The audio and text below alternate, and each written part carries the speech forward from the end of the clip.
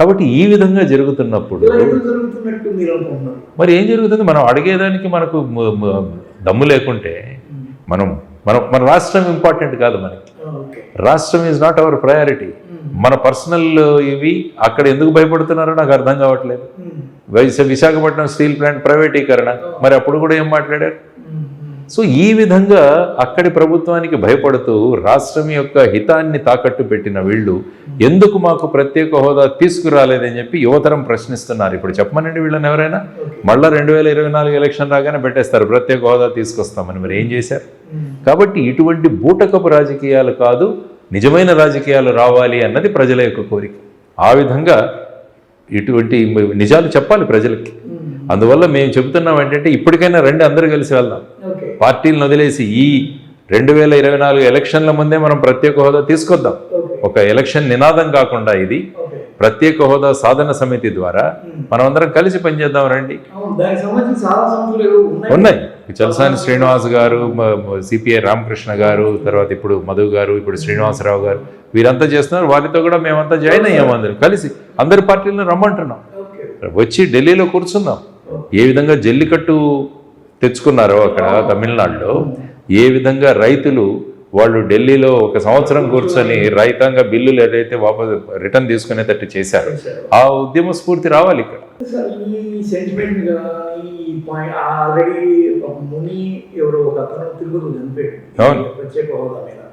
అయితే ఎందుకు ప్రజలు ఒక ప్రయారిటీగా తీసుకోలేదు?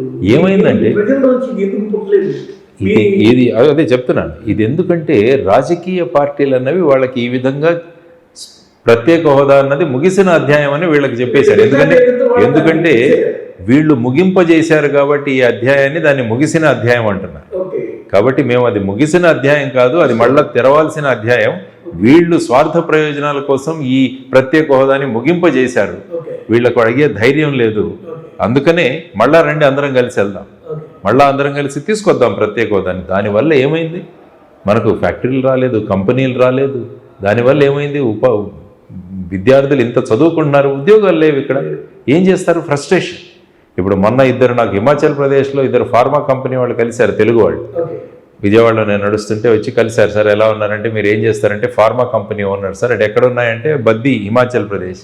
మీరు అక్కడ ఎందుకు పెట్టారంటే, సార్ అక్కడ స్పెషల్ స్టేటస్ ఉంది, అక్కడ మాకు కస్టమ్ డ్యూటీ లేదు, ఎక్సైజ్ లేదు, చాలా రాయితీలు ఉన్నాయి, మాకు కార్పొరేట్ ట్యాక్స్ లేదు. అదే ఇక్కడ పెట్టుకొని ఉంటే ఇక్కడ పిల్లలందరికీ ఉద్యోగాలు దొరికాయి. కాబట్టి దీని గురించి ప్రశ్నిస్తున్నాము. కాబట్టి ఇటువంటివి ఏవైతే ఉన్నాయో అందువల్ల ఇంత అప్పులు చేయాల్సి వస్తుంది రాష్ట్రం కూడా. మళ్ళీ అంతా లేదు కదా, మనకు రెవెన్యూ ఏమీ లేదు ఇచ్చేవి. ఇక్కడ ఫ్యాక్టరీలు లేవు, ఎంటర్ప్రైజెస్ లేవు, ఐటీ లేదు. సో దానివల్ల ఏమవుతుంది? ఫైనల్గా తాకట్టు పెట్టి అప్పు తెచ్చుకొని మనం గడపాల్సిన పరిస్థితి వచ్చింది. కాబట్టి ఈ ఆత్మగౌరవం కూడా, ఆంధ్రుల ఆత్మగౌరవం కూడా మళ్ళీ దెబ్బతింది.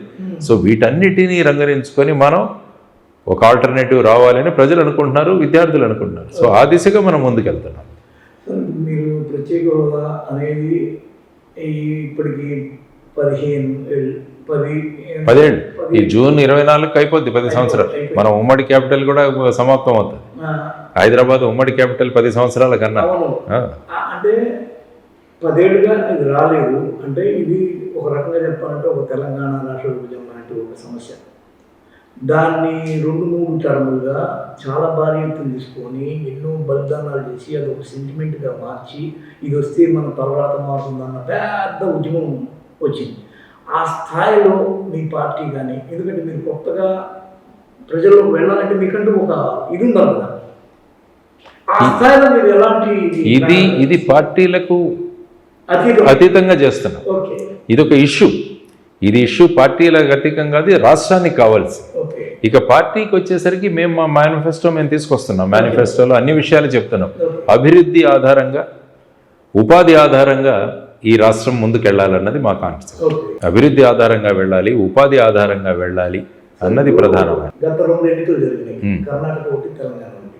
ఈ 2 ఎన్నికల్ని ఉచిత బస్సు ప్రయాణాలు, ఫ్రీ సిలిండర్లు లాంటి అట్టర్ క్లాస్ని కూడా టచ్ చేసి ఒక మామూలు మధ్య తరగతి కన్నా ఇంకా తక్కువ మనుషులను టచ్ చేసే విధమైన ఫ్రీ పాలసీ. అంటే ఇప్పటికే ఫ్రీ ఎక్కువైపోయిందని బాధపడుతున్న సమయంలో ఇంకా 2 ఫ్రీ, ఈ 2 ఫ్రీ కండిషన్స్లో మీరైతే దీన్ని ఎలా అనలైజ్ చేస్తారు? లేకపోతే మీ నుంచి ఇలాంటివి ఏమైనా ప్రజలకి ఆఫర్లు ఉన్నాయా?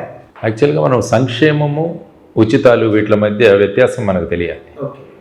సంక్షేమం ఏమవుతుందంటే ఏ వర్గాలకైతే వాళ్ళకు అవసరం ఇస్తే వాళ్ళు పని చేసి సంపాదించుకుంటారు. అంతే. ఫర్ ఎగ్జాంపుల్ ఉపాధి హామీ పథకం ఉంది. ఆ ఉపాధి హామీ పథకంలో మీరు గ్రామంలో పని చేసి అక్కడ రోడ్డు కానీ చెక్ డ్యామ్ కానీ కల్వర్ట్స్ కానీ కెనాల్స్ కానీ స్కూల్ బిల్డింగులు కానీ ఇలాంటివి పని చేసి కట్టితే దానికి మీకు డబ్బు ఇస్తారు. అది సంక్షేమం. అలా కాకుండా మీరు ఒక పర్టికులర్ సామాజిక వర్గానికి చెందిన వాళ్ళు కాబట్టి 45 సంవత్సరాలు మీకు నిండితే మీ అందరికీ 15,000 రూపాయలు ఇస్తామంటారు. అంటే ఇక్కడ ఏమీ చేయకుండా 45 సంవత్సరాల వాళ్ళు చేసే క్షమత ఉంటుంది, వాళ్ళలో శారీరక తత్వం కూడా ఉంటుంది. అటువంటి వాళ్ళను చేయనీయకుండా కేవలం వాళ్ళను ఓటర్లకు ఆకర్షించడానికి చేసే డబ్బుల ట్రాన్స్ఫర్ ఏదైతే ఉందో దాన్ని ఉచితాలు అంటారు. కాబట్టి జై భారత్ నేషనల్ పార్టీ సంక్షేమానికి వ్యతిరేకం కాదు, కానీ ఉచితాలు వద్దంట. ఈవెన్ ఇన్ కేస్ ఇవ్వాలనుకుంటే కూడా అవినీతిని కనుక ఆపగలిగితే మనం చాలా డబ్బు మన దగ్గర ఉంటుంది. మన దగ్గర సమస్య ఏంటంటే అవినీతి వల్ల సగం 50% మనం ఆటోమేటిక్గా సైఫన్ అయిపోతుంది. మైనింగ్ చూడండి, ఇప్పుడు వీటిలన్నిటిలో కూడా మనం స్ట్రిక్ట్గా చేయగలిగితే, అవినీతి కనుక ఆపగలిగితే మన దగ్గర ఆదాయం ఉంటుంది. ఆ ఆదాయం అప్పుడు మనం సంక్షేమానికి ఉపయోగించవచ్చు. అందువల్లే ఇప్పుడు నేషనల్ లెవెల్లో చర్చ జరుగుతుంది. సుప్రీంకోర్టులోనే అశ్విని కుమార్ ఉపాధ్యాయ గారికి పబ్లిక్ ఇంట్రెస్ట్ లిటిగేషన్ వేశారు. ఈ ఫ్రీ బీలు ఇవ్వకూడదు రాజకీయ పార్టీలు అంటే. అప్పుడు ఎలక్షన్ కమిషన్కు డైరెక్షన్ ఇవ్వడం జరిగింది. అందరి అభిప్రాయాలు కనుక్కుంటున్నారు కానీ అన్ని పార్టీలు మళ్ళా ఎలక్షన్లు రాగానే ఇది ఉచితం అది ఉచితం. ఈ ప్రస్తుత ప్రభుత్వం ఒక పిల్లవాడికి అమ్మఒడి ఇస్తే మేము ముగ్గురుంటే ముగ్గురికి ఇస్తామంటున్నారు. తర్వాత 18 సంవత్సరాలు నిండిన వాళ్ళందరికీ నెలకు 1,500 ఇస్తామంటారు. నిరుద్యోగ భృతి ఇస్తామంటున్నారు. ఇవన్నీ కూడా ఏం జరుగుతున్నాయి? సో ఈ విధంగా ఓటర్లను మభ్యపెట్టి ఓట్లు తీసుకొని ఆ తర్వాత ఏం చేస్తారు? రాష్ట్రాన్ని అప్పుల పాలు చేస్తారు. అంటే ఇప్పుడు అడ్వాన్స్డ్ టెక్నాలజీ లేకపోతే అడ్వాన్స్డ్ ఒక స్ట్రాటజీ, మీరు ఇదే ఫ్రీ క్యాష్ అదేదో అంటారు కదా డీబీటీ, డైరెక్ట్ బెనిఫిట్ ట్రాన్స్ఫర్. దీన్ని అసలు లోకేషే ఫస్ట్ కనుక్కున్నట్టు, అతను అమలు చేయలేకపోయింది, ఇతను చూసి జగన్ తీసుకొచ్చినట్టు. అంటే ఇతను ఈ చేపలు పట్టడము నేర్పిస్తున్నాడు, మనం డైరెక్ట్ చేపల పులుసు చేసి నోట్లో పెడితే సరిపోతుంది కదా అనే వరకు వచ్చాడు. దీన్ని కన్నా మించిపోతుందే కానీ కిందకు వస్తుందా? మీరు చెప్పినట్టు మళ్ళీ చేపల్ని విత్తనాలు వేసి అక్కడ చేపల్ని పండించి అక్కడ వరకు అసలు ఈ సొసైటీ వస్తుందా? ఇటు ముందుకెత్తలేము కానీ ఈ వెనక్కి వచ్చి చూస్తుందా? అది సొసైటీకి అర్థమయ్యేటట్టు చెప్పాలి. ఓకే. ఆ చెప్పేదానికి ఏ పార్టీ లేదు. అందరూ వంత పడుతున్నారు, మేము ఎంత ఇస్తాం, వాళ్ళు ఎంత ఇస్తే అంతకన్నా ఎక్కువ ఇస్తామని. కానీ జై భారత్ నేషనల్ పార్టీ స్పష్టంగా చెప్పబోతారు ప్రజలకు ఏమైంది రాష్ట్రం, ఎలా ఉంది రాష్ట్రం, ప్రస్తుత ఆర్థిక పరిస్థితి రావడానికి ప్రధానమైన కారణం ఏంటి.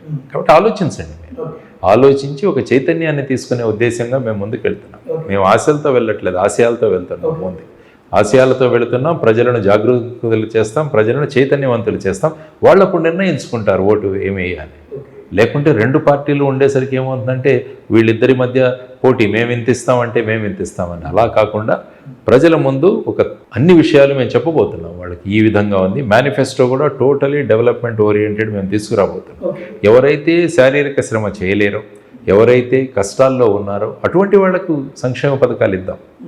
శారీరకంగా స్ట్రాంగ్గా ఉన్న వాళ్ళకి ఉపాధి కల్పిద్దాం, ఫ్యాక్టరీలు పెడదాం, గ్రామాల్లో పరిశ్రమలు తీసుకొద్దాం, స్టార్టప్లు సాధిద్దాం. మనది భారతదేశం, ముఖ్యంగా ఆంధ్రప్రదేశ్ వ్యవసాయ ప్రాధాన్య రాష్ట్రం.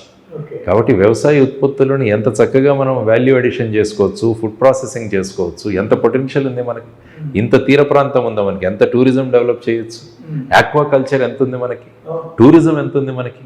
ఇవన్నీ కూడా ఆలోచించుకుంటూ వెళ్ళి వాటిని కనుక అభివృద్ధిలో చేయగలిగితే ఉపాధి దొరుకుతుంది, ఎకానమీ కూడా మళ్ళా బ్రహ్మాండమైన దీంట్లో తీసుకురావచ్చు. వాటికి కావాల్సిన విషయాలన్నీ కూడా మేము మా మేనిఫెస్టోలో తీసుకొచ్చి ప్రజలకు ఎక్స్ప్లెయిన్ చేయబోతున్నాం. ఇప్పుడు ఏమవుతుందంటే సూపర్ మార్కెట్కి వెళితే అక్కడ ఒకే వస్తువు 3 కంపెనీలు ఉంటాయి. సో ప్రజలు నిర్ణయించుకోండి ఏ కంపెనీ బాగుంటుందో అన్న విషయం. అంటే ఒక పార్టీ వచ్చేసి ఒక వ్యక్తిని ఐసీయూలో పడేశారు, ఇంకొక పార్టీ వచ్చి ఐసీయూ వాడిని తీసుకొచ్చి వెంటిలేటర్ మీద పడేశారు. ఇప్పుడు ఏమనుకుంటున్నారంటే ఐసీయూ డాక్టర్ తీసుకురావాలా, వెంటిలేటర్ డాక్టర్ని మళ్ళీ తీసుకురావాలా. మేమేమంటున్నామంటే అసలు ఈ పేషెంట్ ముందు హాస్పిటల్ నుంచి బయటికి తీయాలి. సో దానికోసం ఒక డాక్టర్ ఉన్నారు రెడీగా, జై భారత్. సో ఆ ఉదాహరణ మేము ఇచ్చి ప్రజల్ని తీసుకెళ్తాం ముందుకి. కాబట్టి ఎంతకు ముందు హాస్పిటల్లోనే ఉండాలని కోరుకుంటుంది రాష్ట్రం ఓకే. ఈ విధంగా వీళ్ళ వల్ల. సో పేషెంట్ను బయటికి తీసుకురావాలన్నది మా కాన్సెప్ట్.